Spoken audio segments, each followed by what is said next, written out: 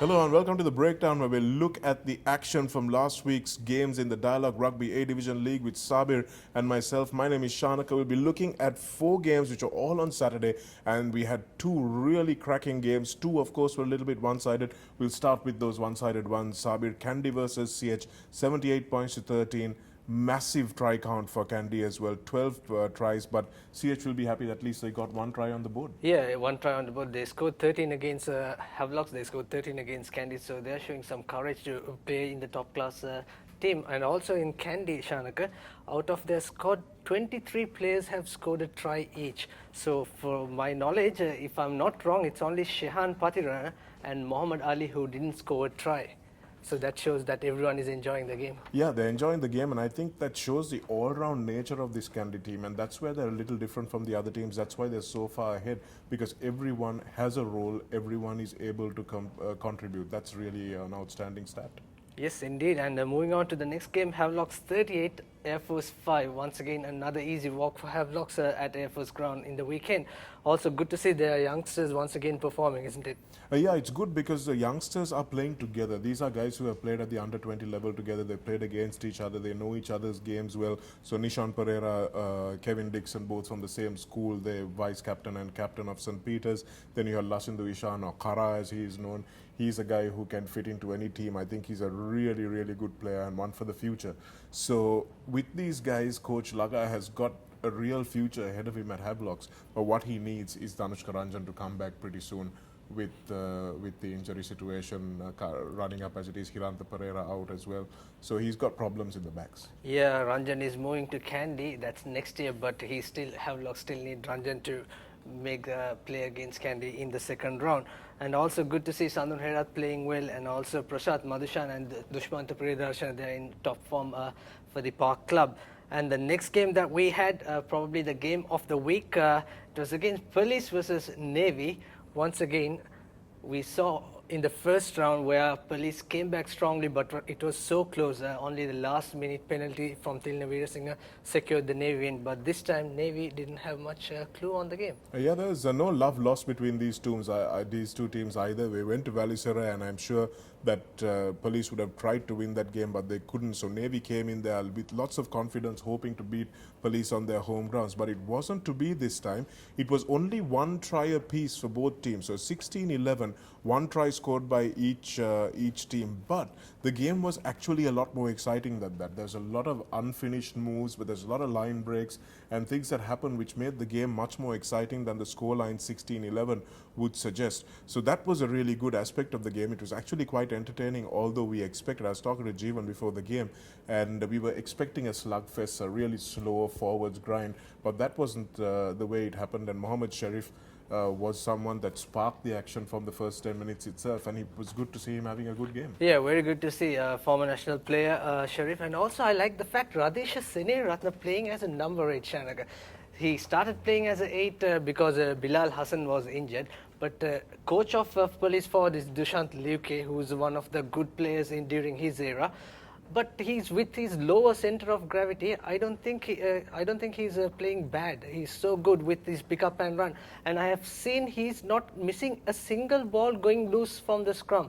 I saw Bilal Hassan missing, Omalka Gunratna missing, and also Buanaka Odangam were missing. But this guy still haven't done any mistakes. I'm a big fan of Radesha Seniratna, not only as a rugby player but as a human being as well. He's a guy who's really coachable. He works hard, and even if you tell him to go and play prop, Sabir is only a little guy. Even if you tell him to go and play prop, he'll do it. And that's the sort of attitude coaches like, and that's something that helps you become a better player. So Radisha started off as scrum half. Bilal Yusuf used him as a flanker at CHNFC, and now he's moved to number 8, which is not an easy position to just come out of the blue and play. But he seems like he's got the core skills. He's even jumping at the back of the line out. So he's had a massive transformation. I don't think he understands how to break yet from the base. I'm sure Luca is going to teach him how to do that. But he needs to break wide and then straighten it out. We're talking about this on the commentary as well. But Bilal Hassan, where do you play him? Do you play him at 8? Do you play him at hooker? That's another question we had on the commentary. So now if Radisha plays well enough, he's a good defender as well. If he plays well enough, then Bilal may have to revert to the front row.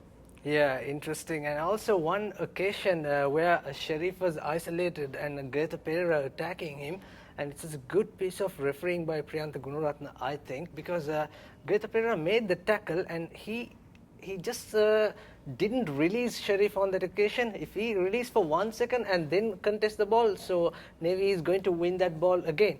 But having said that, that was a very good decision, Shanaga, by referee. And also the other thing, Navy decision making cost the game, isn't it? It did indeed, and I think there were a few kickable penalties. Silina Veerasinghe is a good kicker. He was confident, so I think he should have been given those kicks early on. When you come to the pressure end of the game at the last 20 minutes, and then you give your kickers to kick after they haven't kicked for a long time, then things can go a little hairy. So Police also missed 2 kicks. Riza Rafaidin missed 2 very important penalties at an important time. Riza Mubarak then came on and he kicked the last 2 penalties to put Police ahead. But Rafaidin needs to make sure that if he's to hold his place, that kicking is very important because Riza is going to be continuing to knock on the door if Rafaidin is going to miss those kicks. So it was poor decision making from Navy, really, especially in the maul towards the end of the game. I don't think the forwards engaged enough. They didn't work hard enough, and it was only Suranka Pushpakumara's moment of brilliance that kept them in the game. Yeah, absolutely, and it's good that Rafaidin not just a fullback. He can play a utility. He can play in the wing or in the fly half. That's the plus point that Police have. And also, in terms of decision making, Shanaga, Navy went so close, and they got a penalty inside their 22, opposite 22-meter. Chuda Susanta was yellow carded, and then again they didn't opt to go for the points because it was only 10-3 at that moment. If they go for the points, it's 10-6 because 5 minutes later, Tilna Veerasinghe added another penalty. So those are the decision makings once again. Yeah, you've got to keep piling the points up, especially when as a team you know that you don't have the most creative backline in the world. They didn't get their ball runners into play.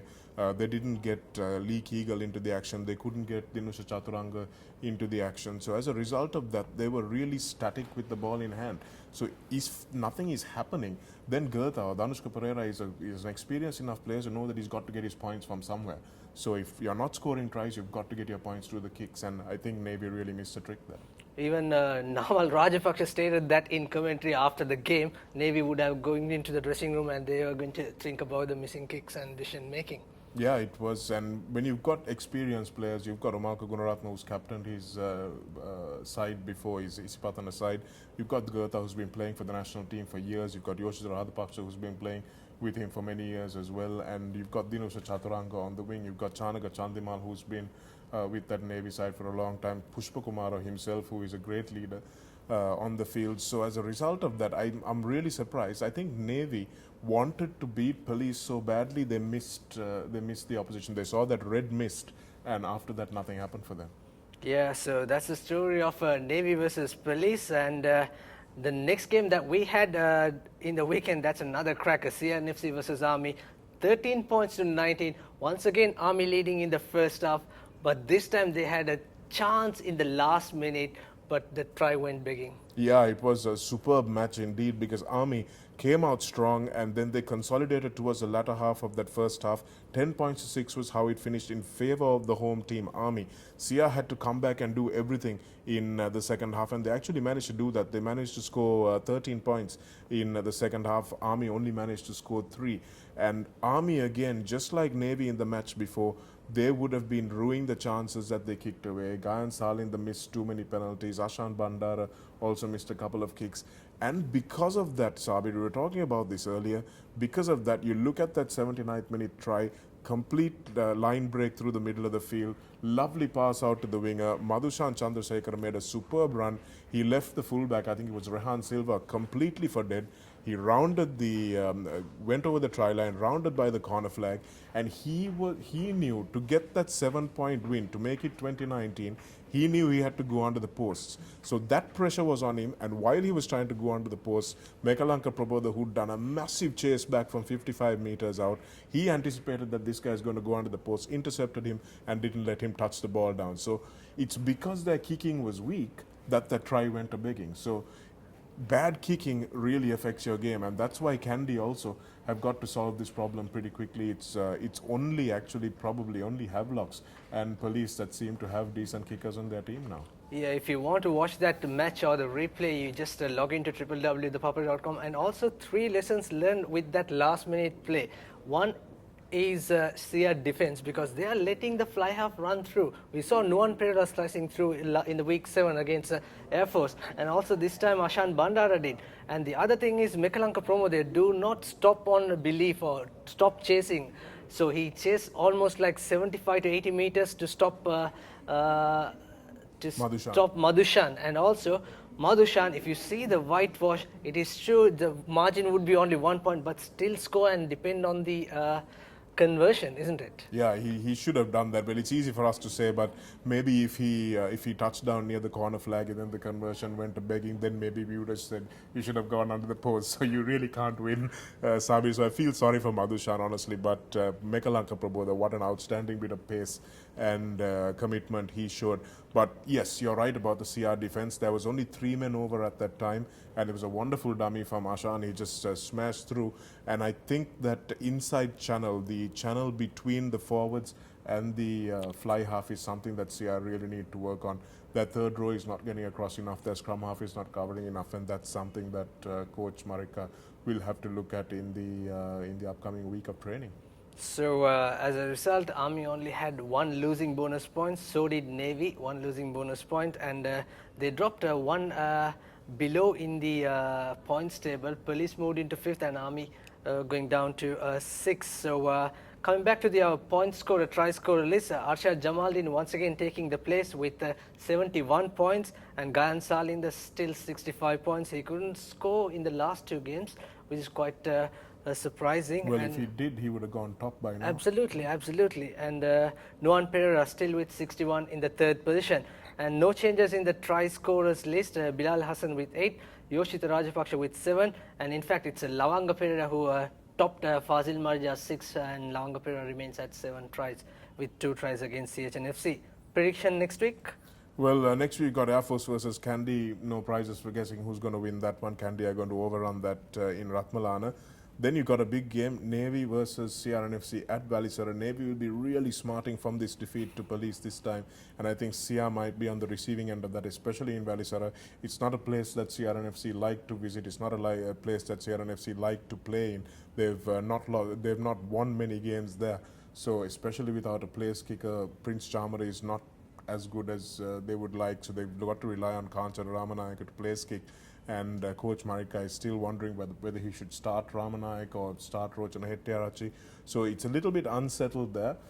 So we'll see how that one goes, but I think it'll be a close game. CR have been involved in some entertaining matches, and it'll be good to see a close game. CH and Police, obviously Police should win that one easy. Havelocks versus Army at Havelock Park.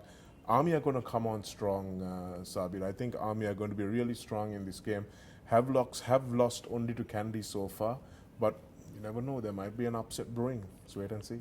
Yeah, let's wait and see. And just want to remind you that CH Police game on Sunday would be played at Police Park, and it's not at Racecourse Grounds. So those are the updates and the roundup we have from the Week 8 of Dialogue Rugby League for the breakdown segment. Until next week. With our cool beanbags, we'll be back. It's Sabir and Shanika. As we climb to